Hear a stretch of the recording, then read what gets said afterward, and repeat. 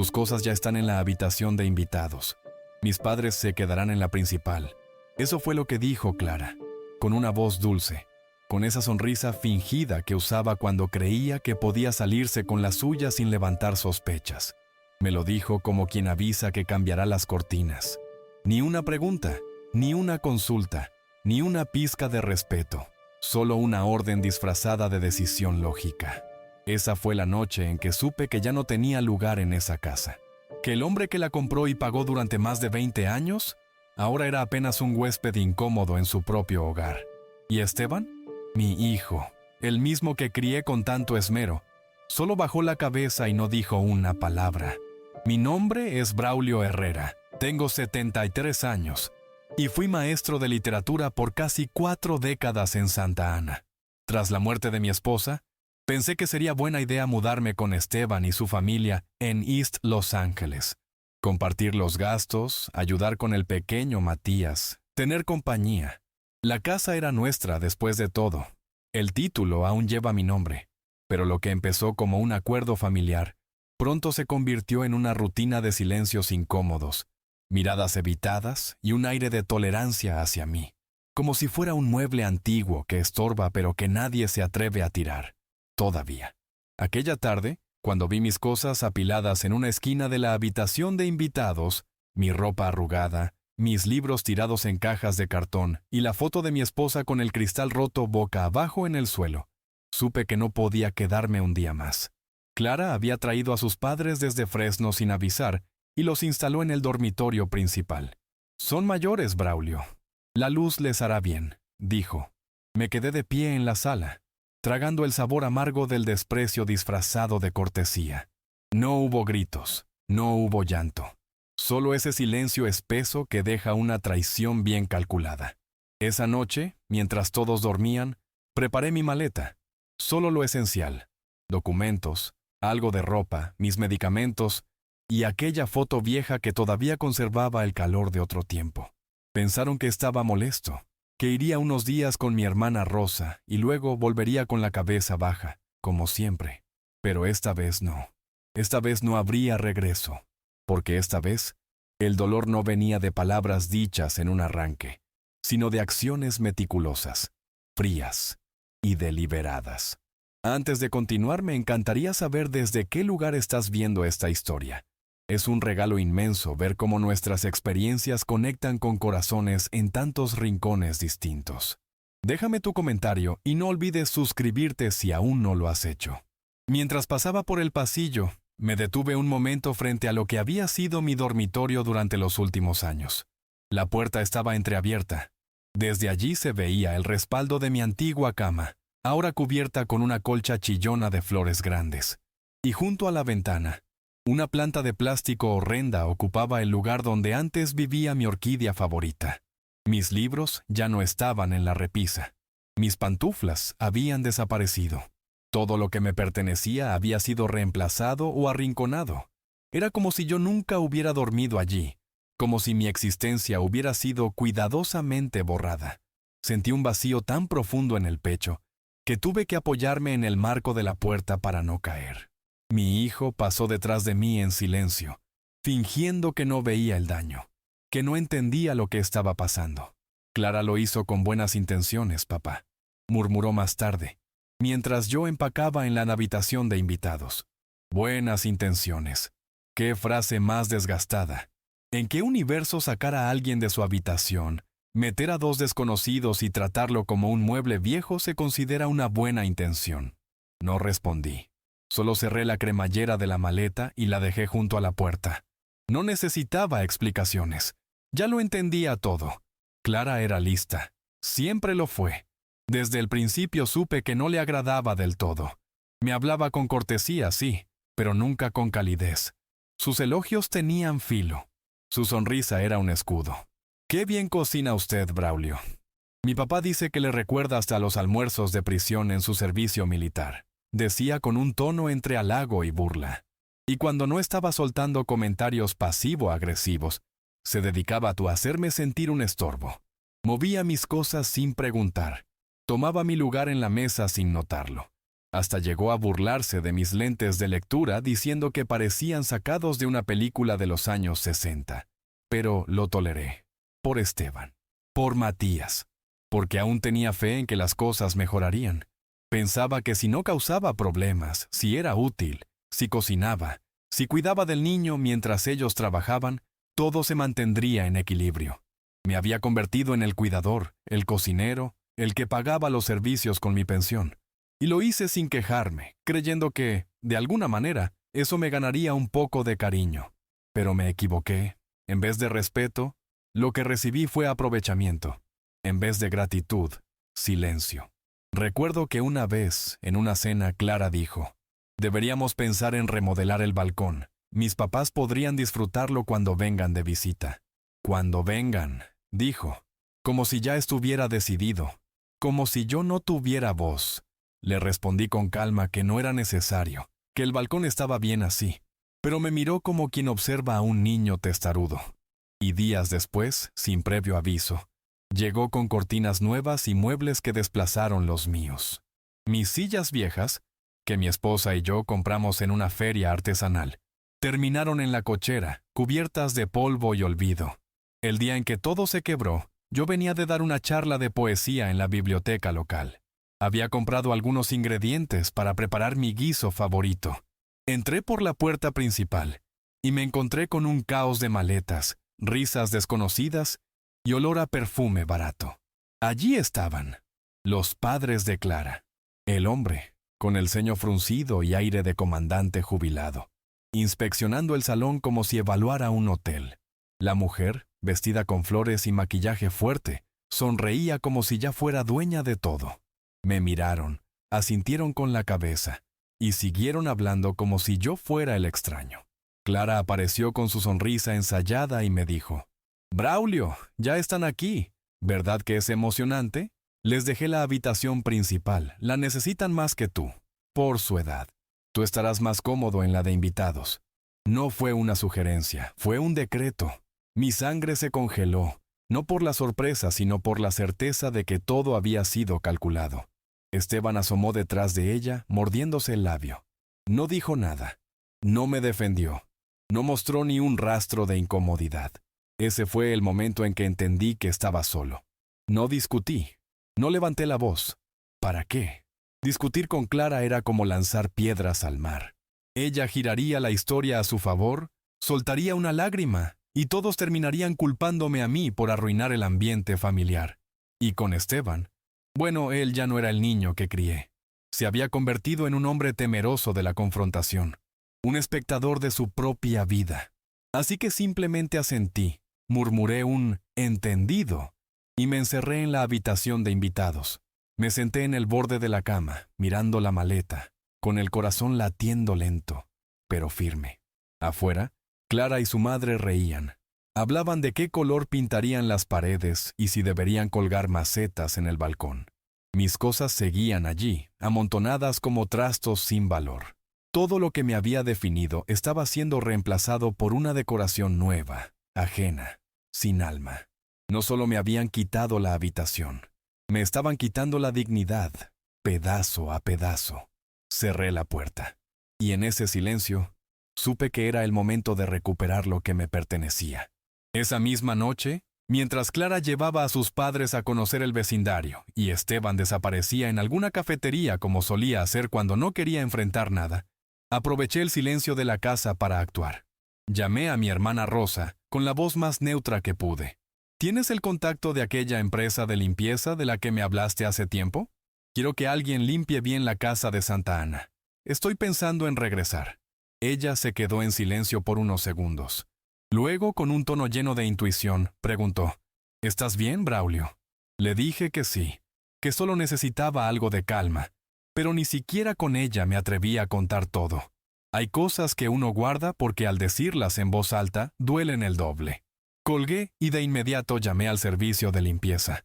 Agendé la cita para el día siguiente en la mañana. Quería empezar de nuevo. Volver a la casita modesta que había comprado con mi esposa décadas atrás, cuando los sueños aún eran compartidos y el futuro parecía sólido. Nadie vivía allí desde hacía años, pero el título seguía a mi nombre. Aún así, me sentía como si estuviera pidiendo permiso para ocupar mi propio espacio. Me dolía saber que llegué a un punto donde tenía que escapar para poder respirar. A la mañana siguiente, tomé la maleta con calma. Al abrir la puerta, Clara regresaba de Costco con sus padres. Llevaban bolsas llenas de fruta, bocadillos y esa energía festiva que se siente cuando uno cree que tiene el control absoluto. Al verme con la maleta en la mano, Clara sonrió como si no entendiera nada. ¿Te vas de viaje, Braulio? ¿Vas a visitar a tu hermana?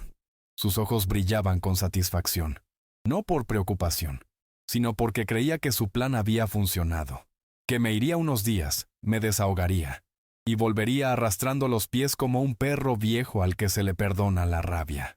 No le respondí, ni siquiera la miré. Me agaché con calma para ponerme los zapatos en la entrada, y cuando Esteban entró por la puerta y me vio, su rostro se llenó de confusión. «¿Papá, de verdad te vas?», preguntó con la voz entrecortada. Dio un paso hacia mí, como si quisiera detenerme, pero Clara lo miró de reojo, esa mirada suya que decía más que 1000 palabras. Y Esteban se detuvo, bajó la mano, bajó la cabeza. Se quedó paralizado, un hijo dividido entre su madre y su esposa, y sin el valor de defender a ninguna. Fue entonces cuando Clara soltó su verdadero veneno. Con un tono suave, pero lleno de filo, dijo: «¿A dónde crees que irás? No tienes apoyo, no tienes ingresos para mantenerte solo. Volverás, Braulio. Volverás arrastrándote, y cuando lo hagas, ya veremos qué queda para ti». La miré por fin. Por primera vez en años la miré de verdad. Esa mujer no me temía. Nunca lo hizo. Porque sabía que yo siempre había cedido. Siempre había callado para mantener la paz. Pero lo que ella no sabía es que hay silencios que no significan sumisión.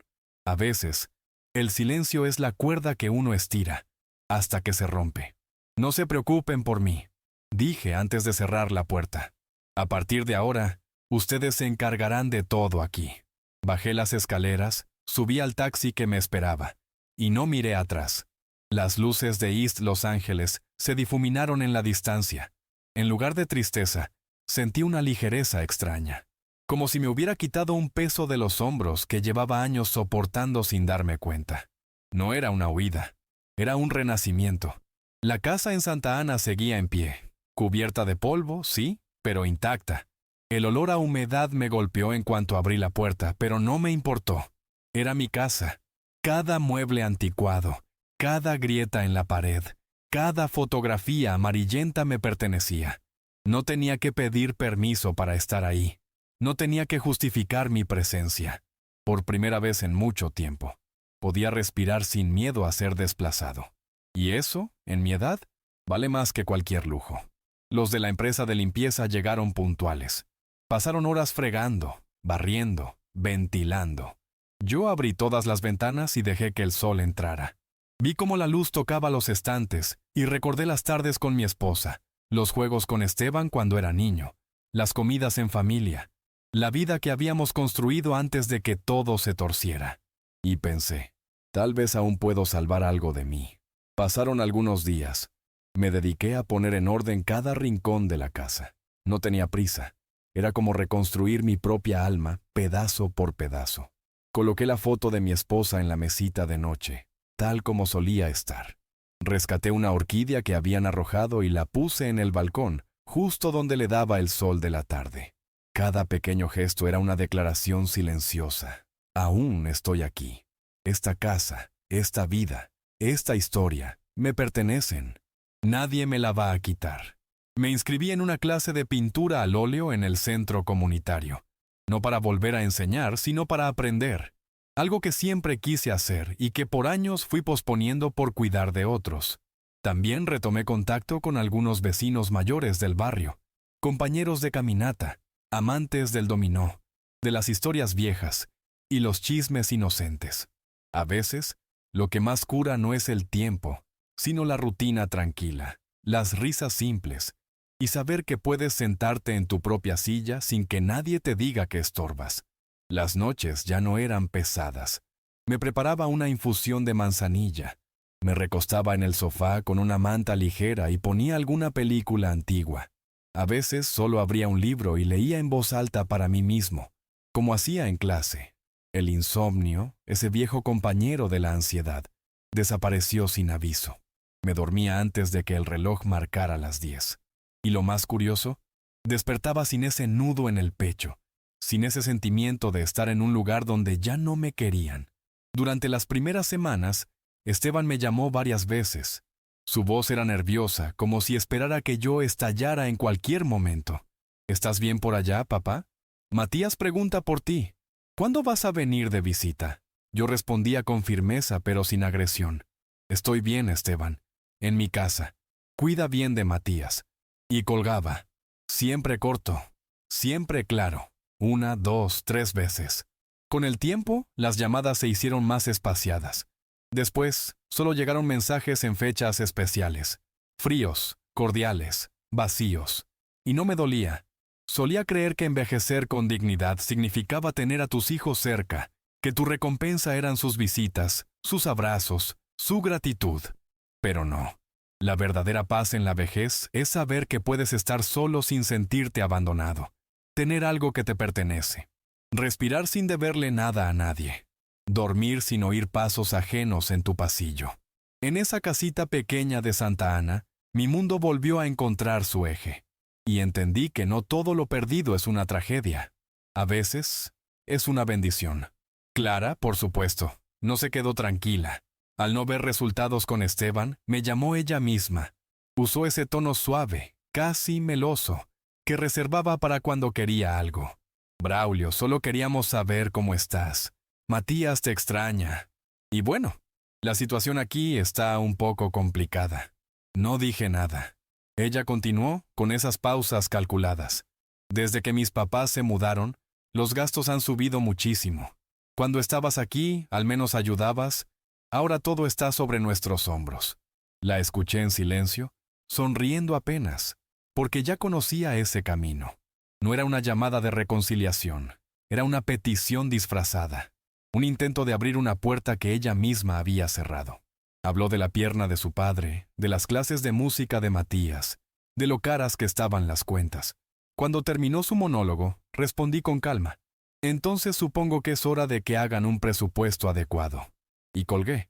Clara no estaba acostumbrada a recibir un no, mucho menos envuelto en elegancia. Después de eso, empezaron las llamadas de terceros. Una tía lejana, una sobrina, incluso una vecina que apenas conocía. Todos con el mismo discurso. Braulio, deberías volver. No es bueno que un hombre de tu edad esté solo. Me hablaban de Clara con lástima, de Esteban con pena, como si yo fuera el problema por no ceder, como si fuera mi deber mantener un equilibrio que ellos mismos destrozaron. Al principio me afectó. Luego, empecé a reír, porque entendí que nadie había preguntado qué pasó en realidad. Solo repitieron la historia que más les convenía. Me di cuenta de algo importante. No podía seguir reaccionando emocionalmente. Necesitaba estrategia.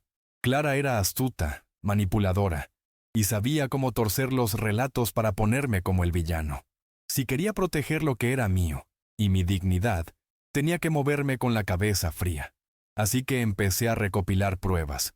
Abrí mi antiguo celular y revisé meses de mensajes, frases disfrazadas de cortesía, peticiones solapadas, reproches pasivo-agresivos sobre dinero, deberes y sacrificios compartidos.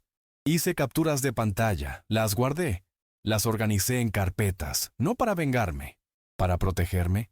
Después llamé a don Mateo, un viejo vecino del barrio en East Los Ángeles. Conversamos un poco sobre el clima, los partidos de fútbol, la vida, y luego le pregunté si había mucha actividad en la casa desde que me fui. Él, con ese tono de quien guarda secretos de comunidad, me soltó sin rodeos. Tu nuera habla como si esa casa ya fuera de ella. Dice que todavía te aferras al título, pero que tarde o temprano será suya. Lo ha dicho frente a varios vecinos. Eso fue todo lo que necesitaba oír. Porque hay algo que Clara no entendió. En los barrios latinos, siempre hay alguien escuchando. Siempre hay alguien grabando. Pocas horas después, Mateo me envió por correo unos audios, grabaciones claras. Clara hablando en la vereda, riendo mientras decía cosas como, esa casa nos va a quedar tarde o temprano y ese viejo ya ni cuenta se da. Las escuché en la cocina, con una taza de café en la mano. No sentí rabia, sentí certeza. Ella ya no me veía como persona, me veía como obstáculo, como trámite pendiente, y con eso terminé de tomar mi decisión. Llamé a la licenciada Ramírez, una vieja amiga de mi esposa, ahora retirada, pero con años de experiencia en derecho de familia. Le expliqué la situación, le mostré las pruebas y le dije con claridad, no quiero hacer escándalo, no quiero una demanda, pero necesito saber exactamente qué derechos tengo, qué puedo hacer si vuelven a meterse conmigo, y cómo proteger mis bienes. Ella, con su voz pausada y firme, me explicó paso a paso lo que necesitaba. Y lo más importante, me recordó que todo, absolutamente todo, estaba a mi nombre. Pasaron unas semanas. Mientras yo seguía reconstruyendo mi vida en East LA, las cosas comenzaban a desmoronarse. Me llegaban comentarios aquí y allá. La rutina que yo sostenía ya no existía. Las cuentas se acumulaban. Clara seguía gastando como si nada. Bolsos nuevos, sesiones de estética, salidas a restaurantes caros, pero sin mi pensión, sin mis compras semanales, sin mis horas cuidando a Matías, el equilibrio se rompió. Esteban, presionado por todo, empezó a mostrar señales de desgaste. Y luego llegó la llamada que yo ya esperaba. Esteban. Su voz era un susurro. Derrotada. «Papá, ya no podemos más. Clara está colapsando. Mis suegros se quejan de todo. Las cuentas no dan. Estamos al borde». Y entonces vino la súplica. «¿Podrías venir por unos días? Solo mientras nos acomodamos. O quizás podrías prestarnos algo, lo que sea». Lo escuché todo en silencio. No interrumpí. No lloré. Cuando terminó, le serví un vaso de agua, como si estuviera allí frente a mí, y le respondí con toda la serenidad que me quedaba. «Esteban», le dije, «tu vida es la que tú construiste. Cuando tu esposa trajo a sus padres a mi casa sin consultarme, cuando me echaron del dormitorio principal y tú no dijiste nada, hiciste una elección. Elegiste no defenderme, elegiste el silencio, y ahora tienes que enfrentar las consecuencias de esas decisiones». Hice una pausa. Dejé que el silencio lo abriera como un cuchillo. Y entonces añadí, «Y sobre el dinero, no me vuelvas a preguntar. Mi dinero es mío, solo mío. No esperes un centavo más. Nunca más». Esteban no respondió. Podía imaginarlo al otro lado de la línea, con los ojos rojos, la cabeza baja, sintiéndose traicionado.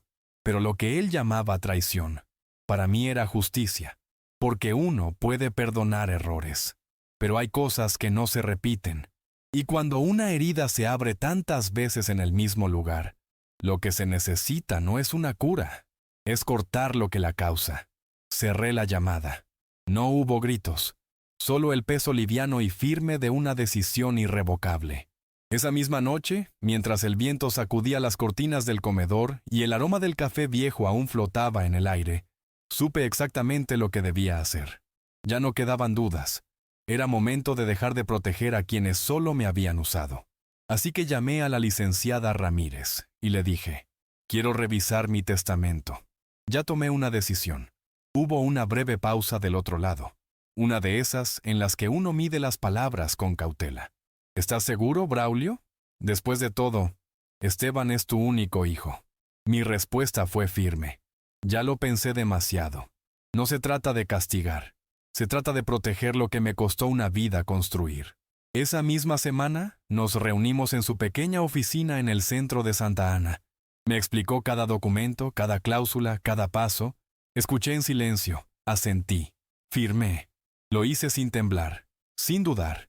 El testamento fue modificado, las designaciones cambiadas, las propiedades asignadas a un fideicomiso cerrado que garantizaba mis cuidados médicos, manutención y donaciones anuales a organizaciones de apoyo a personas mayores maltratadas.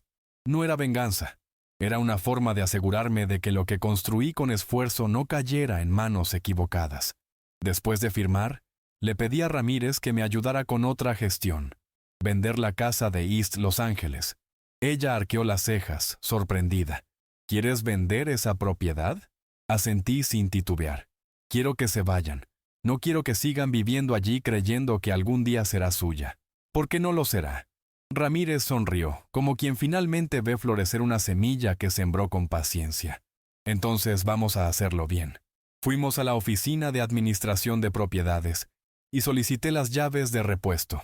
Entregué mi identificación, una copia de la escritura y la carta legal de la abogada. Pedí formalmente que eliminaran a Esteban y Clara de la lista de ocupantes registrados. El administrador me miró con sorpresa, pero no objetó nada.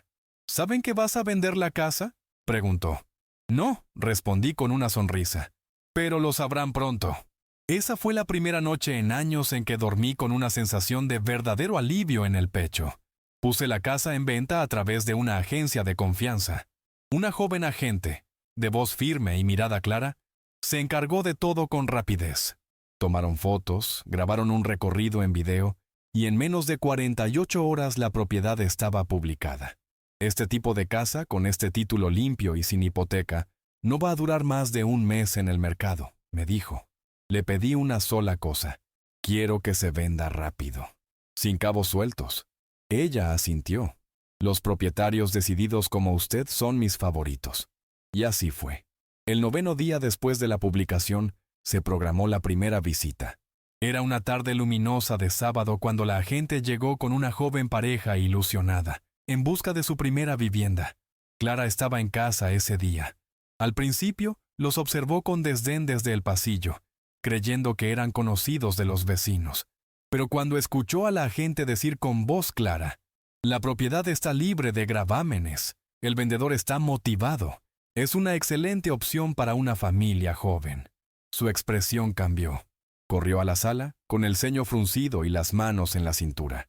«¿Quiénes son ustedes? ¿Quién les dio permiso para entrar aquí?», exigió. La agente, sin perder la compostura, sacó la carta de autorización y respondió con seguridad. «Estamos aquí en nombre del señor Braulio Herrera. Él es el único propietario registrado de esta propiedad.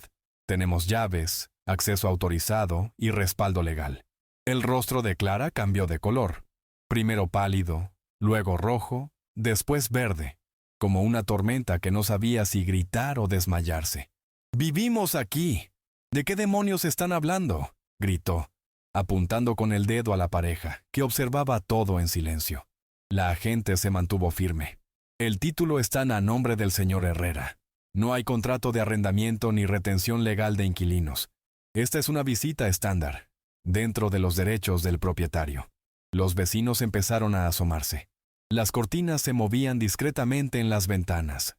La noticia comenzó a correr por el barrio como pólvora. «La casa se está vendiendo». Don Braulio la puso en el mercado, y nadie lo vio venir. Esa misma noche, Esteban me llamó. Su voz era tensa, quebrada por el pánico. «Papá, es cierto que pusiste la casa en venta. Es un malentendido, ¿verdad?». Me acomodé en mi sillón, miré por la ventana hacia el árbol viejo del patio, y respondí con calma. «No hay ningún malentendido, Esteban. La casa está en proceso de venta. Ya recibimos ofertas». Al otro lado de la línea, el silencio fue largo, como si intentara encontrar palabras que no dolieran. «Pero seguimos viviendo aquí. ¿Y Matías? Él ama esta casa». Entonces, con la misma frialdad con la que me sacaron del dormitorio, le dije, «Dijeron que era temporal, ¿recuerdas? Así que quédense hasta el cierre. Luego, tendrán que irse». Su siguiente frase fue un susurro. «Clara está perdiendo la cabeza». No respondí. La verdad era que debió perderla mucho antes. Lo que estaba viendo ahora no era locura, era consecuencia. Y eso, a diferencia del drama, no se puede discutir. En la tercera semana, la agente me llamó con entusiasmo. «Braulio, tenemos una oferta sólida, todo en orden, pago en efectivo. El comprador está listo para firmar. ¿Quieres cerrar?». «No tengo nada que pensar», le dije. «Vamos a firmar». En ese momento, supe que ya no había vuelta atrás. El final estaba cerca, y no para mí. El día de la firma, Clara perdió completamente el control. Se apostó en la entrada del vecindario, esperando a la gente y a la pareja compradora. Llevaba lentes oscuros, pero se notaban sus ojos hinchados. Lloraba con fuerza, con la voz cortada por el miedo. «¡Vivimos aquí! ¿Cómo pudieron vender la casa sin avisarnos?», gritó, lloró, llamó a la policía. Cuando los agentes llegaron y revisaron los documentos, uno de ellos le dijo, sin emoción: «Esta es una propiedad privada. El propietario tiene derecho legal a vender. Ustedes no figuran en el título ni tienen contrato alguno. Deben desalojar». Clara se desplomó. Esteban llegó poco después. Intentó calmarla, abrazarla, pero ella lo empujó gritando: «¿Dónde estabas todo este tiempo? Tu madre nos echó como si fuéramos basura». Yo no estaba allí. Le pedí a la licenciada Ramírez que entregara el aviso oficial. Era breve, contundente y legal. «Esta propiedad ha sido vendida. Todos los ocupantes no registrados deben desalojarla en un plazo de 15 días. De no hacerlo, se iniciarán acciones legales». No fue venganza. Fue justicia silenciosa. Me habían empujado fuera de mi hogar. Solo les devolví el gesto, pero esta vez, con la ley en la mano. Una semana antes del cierre, Clara aún no aceptaba la realidad. Ella y Esteban aparecieron en la puerta de mi casa en Santa Ana. Era una mañana fría, pero clara. Abrí la puerta y los vi parados ahí, como dos niños esperando un castigo. Esteban tenía el rostro pálido, las manos hundidas en los bolsillos. Clara escondía su expresión detrás de los lentes de sol. «¿Papá? ¿Podemos hablar?», dijo Esteban con voz temblorosa. No los invité a pasar. Me quedé en la entrada, con la mano sobre el picaporte, marcando el límite con claridad. Clara se quitó los lentes y dejó al descubierto unos ojos rojos, inflados por el llanto. «Braulio, de verdad que no tenemos a dónde ir. Nos equivocamos. Solo piensa en Matías. Esta casa es su hogar. Déjalo quedarse, por favor. Nosotros nos mudamos, pero que él se quede». Su voz era suplicante, cargada de desesperación. Cayó una lágrima por su mejilla, pero yo ya no era el hombre que se quebraba ante lágrimas falsas. No esta vez. «Ustedes son adultos», respondí con serenidad. «No me digan que no pueden encontrar alquiler. Lo que buscan no es un hogar para Matías. Lo que buscan es no enfrentar las consecuencias de sus decisiones». Clara apretó los labios con fuerza. Su máscara empezaba a desmoronarse. «¿De verdad vas a ser tan despiadado?», siseó. La miré directo a los ojos. «¿Fue despiadado cuando trajiste a tus padres y me sacaste de mi dormitorio sin siquiera preguntarme?». No respondió. Se giró hacia Esteban, buscando en él algún tipo de respaldo. Pero él solo tragó saliva y bajó la cabeza, derrotado.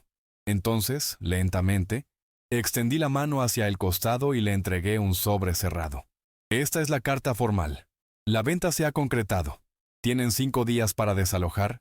De lo contrario, los compradores solicitarán el desalojo legal». Esteban tomó el sobre. Lo abrió con manos temblorosas. Sus ojos se nublaron. Era como si acabara de recibir la sentencia final. Clara, por su parte, soltó una carcajada nerviosa con voz chillona. «Eres cruel. Cuando estés viejo y solo, ya veremos quién te cuida». La miré con la serenidad de quien ya no necesita defenderse. «Prefiero envejecer solo, que vivir rodeado de personas que me tratan como un cajero automático hasta que no me queda nada». Hice una pausa, y entonces añadí con la voz suave, pero firme: «No se preocupen, no los necesitaré. Ya tengo todos mis planes de jubilación bien resueltos». Clara no dijo nada más. Se giró con brusquedad, bajó los escalones y cerró la puerta del coche con tanta fuerza que las ventanas vibraron. El motor rugió como una protesta, y en segundos desaparecieron por la calle, dejando solo el eco de su frustración. Esteban se sentó en el asiento del copiloto sin mirar hacia atrás. No hubo más súplicas, no hubo más promesas vacías. Esa fue la última vez que los vi frente a mi puerta. Después de ese día, nunca más recibí una llamada de Esteban. Tampoco mensajes de voz de Clara fingiendo preocupación. Solo quedó el silencio. Ese silencio que al principio duele, pero luego libera. El viernes por la mañana, el abogado del comprador me llamó para confirmar: «El equipo de mudanza llegará mañana al mediodía. Si no han desocupado la casa, procederemos con la orden de desalojo». Colgué con tranquilidad. Me serví un café caliente y me senté junto a la ventana. Desde allí vi al viejo algarrobo que plantamos mi esposa y yo cuando recién nos mudamos a Santa Ana. Sus ramas se mecían suavemente con el viento. Pensé en todo lo que había pasado, no con tristeza, sino con una calma profunda. Esa casa fue mi prisión silenciosa por años. Ahora estaba cerrando el ciclo. A las pocas horas, el chat del barrio estalló. La esposa de Esteban está gritando a la mudanza, escribió una vecina. Te dije que don Braulio iba a vender la casa. Otro mandó un video corto. Clara, en plena acera, dando patadas con tacones inapropiados, gritando, «Cuidado con esa caja, es mi skincare. No toquen ese armario, dije que no lo toquen». La escena era tan absurda como reveladora. Esteban, encorvado junto a la pared, hablaba por teléfono, pálido, con cajas abiertas a su alrededor. Matías, con su perrito en el regazo, miraba todo en silencio. Los padres de Clara, los mismos que una vez se instalaron con aires de realeza en mi dormitorio principal, estaban ahora agachados en el pasillo, intentando asegurar con cintas sillas viejas que apenas se mantenían en pie. Nadie los ayudaba. Nadie les debía nada. Me enteré de que habían encontrado un apartamento caro y estrecho en las afueras, sin ascensor. A su edad, cada escalón sería una sentencia. Lo que parecía una mudanza temporal se había convertido en su exilio. La comodidad les duró poco, como todo lo que se construye sobre la espalda de otro. Las actividades extraescolares de Matías fueron canceladas. Incumplieron el pago de la hipoteca el primer mes tras mi salida. Clara y Esteban empezaron a vivir de tarjetas de crédito. La tensión entre ellos crecía como un incendio sin control. Primero vinieron los reproches. Tú debiste detenerla. Luego, el veneno.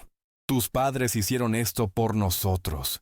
Y finalmente, la frase que lo rompió todo. Dijiste que esa casa sería nuestra. Esteban no dijo nada.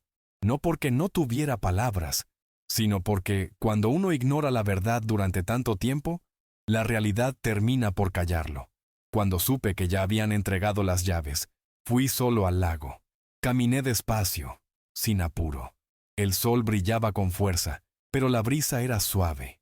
Me senté en una banca, con una taza de café en una mano, y la otra descansando sobre la bufanda que mi esposa me tejió años atrás. Miré a los patos cruzar el agua, con movimientos lentos y seguros. Pensé, nunca imaginé tener que hacer todo esto, pero me alegra haberlo hecho, porque la paz no llega sola. Uno tiene que ir a buscarla, a veces, quitando todo lo que pesa, incluso si eso duele al principio. Me encantaría saber si tú, que estás escuchando esta historia, también tuviste que tomar decisiones difíciles para recuperar tu dignidad. ¿Desde qué ciudad, pueblo o país estás viendo esto? Es muy especial para mí leer los comentarios y saber que estas palabras están tocando corazones en tantos lugares distintos. Gracias por acompañarme hasta aquí. Me senté por un rato más, respirando hondo, sin apuro por volver. No tenía prisa. Ya no vivía para complacer a nadie. Ahora, cada paso que doy es mío, sin ruido, sin permiso. Sin culpa. En los días siguientes, terminé de organizar mis papeles. La licenciada Ramírez me ayudó a consolidar el fideicomiso, revisar cada cuenta y asegurarme de que ningún cabo suelto quedara pendiente. Incluí incluso una cláusula de donación. Cada año, parte de mis fondos iría destinada a ayudar legalmente a personas mayores que han sido desplazadas, ignoradas o utilizadas por sus propias familias. No lo hice por rencor. Lo hice porque sé lo que se siente estar del otro lado de la puerta, sin voz ni espacio. La vida en Santa Ana mejoró poco a poco. Me uní a un grupo de caminatas para adultos mayores. Conocí a Lilian, una viuda encantadora que pasea todos los días con su gata rescatada, Daisy. Empezamos a caminar juntos por las mañanas, a veces en silencio, a veces compartiendo historias. Me gusta cómo caminas, Braulio, me dijo un día. Como si todavía tuvieras un destino importante. Y lo tengo, porque ahora cada paso me pertenece. Ya no camino detrás de nadie. También empecé a viajar. Nada ostentoso. Trenes tranquilos hacia pueblos costeros. Llevaba mi cuaderno de dibujo, una sombrilla ligera y un antojo por los postres. Me sentaba frente al mar, Hacía bocetos de barcas viejas, de gaviotas, de mujeres vendiendo fruta. A la vuelta me compraba un trozo de tarta de queso como premio. Nunca había vivido con tanta sencillez, y sin embargo, nunca me había sentido tan lleno. La libertad no tiene forma, pero sí se reconoce cuando llega. Es el silencio que no duele. Es el espacio que no incomoda.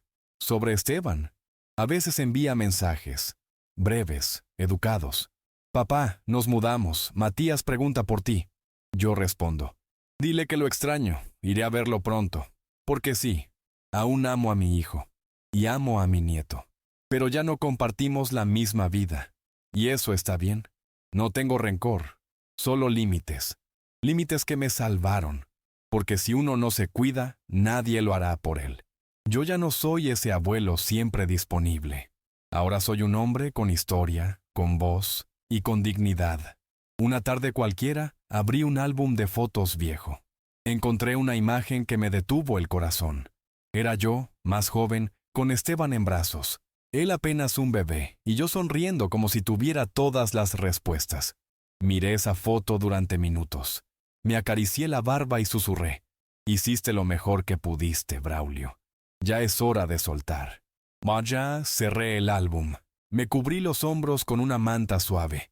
Y dejé que la puesta de sol entrara por la ventana como una caricia que llevaba años esperando. El calor del sol tocó el suelo de la sala como una pintura viva. Todo era tranquilo, sereno. Pensé que la verdadera felicidad no está en cuántas personas se sientan a tu lado, sino en no tener que encogerte para hacerles espacio. Cuando uno deja de rogar por amor, empieza a amar su silencio. Cuando uno se planta con firmeza, el mundo deja de empujarlo. Esa fue mi victoria. No gané una batalla, gané la paz. Esa noche dormí con las ventanas abiertas, sin miedo, sin ansiedad, sin esperar pasos en el pasillo. Por primera vez en muchos años, descansé como un hombre libre, porque eso es lo que soy ahora, un hombre que lo perdió todo, para finalmente recuperarse a sí mismo. A la mañana siguiente, salí a caminar antes de que el sol subiera del todo. El aire tenía ese aroma a pan recién hecho y tierra mojada. Saludé a los vecinos con una sonrisa tranquila, la misma que me costó años volver a encontrar. En cada esquina, en cada paso, sentía que dejaba atrás una parte vieja de mí, una versión cansada que aguantó más de lo que debía. Y en su lugar, nacía un Braulio nuevo, más sabio, más liviano, más fuerte, no por lo que tenía, sino por lo que ya no necesitaba. Entré a una cafetería pequeña, pedí mi café con leche y una concha de vainilla. Me senté junto a la ventana, saqué mi libreta de dibujo y empecé a esbozar una escena cotidiana. Una madre peinando a su hija, un perro dormido bajo una banca, un anciano regalando migas a las palomas. Dibujar volvió a ser mi manera de entender el mundo. Ya no necesitaba decirlo todo en voz alta. Bastaba con observar, trazar, respirar. Me sentía completo, incluso sin nadie cerca. A veces la gente piensa que justicia es hacer sufrir al otro, pero para mí, justicia fue decir, basta. Fue recuperar lo mío sin escándalos, sin venganza. Fue volver a elegir cómo quería vivir, y vivirlo. La casa que me quitaron ya no me dolía, porque lo que me dolía no era la casa, era el desprecio. Era la indiferencia de quienes debieron cuidarme. Ahora, ese dolor ya no me pertenece. Lo entregué a quien lo generó, y yo me quedé con la paz. La licenciada Ramírez me escribió poco después para contarme que la nueva familia se había mudado a la casa de East LA. Una pareja joven con una hija pequeña. Gente sencilla, trabajadora. Al parecer, estaban encantados con el lugar. Me pidió permiso para darles mi contacto, por si querían agradecerme. Dije que sí, y unos días después recibí una carta escrita a mano. Gracias, señor Braulio, por dejarnos empezar aquí una nueva historia. La leí con una sonrisa serena. La doblé cuidadosamente y la guardé entre mis libros, justo al lado de la foto rota que una vez me rompió el alma, y que hoy ya no me lastima. Pasaron algunos meses. El barrio me adoptó como uno de los suyos. Ya no como el maestro Braulio, ni como el padre de Esteban. Ahora soy solo Braulio, el del café temprano, el de los dibujos en el parque, el que saluda a todos por su nombre. Y eso, a mis 73 años, es más que suficiente. No necesito homenajes, solo respeto.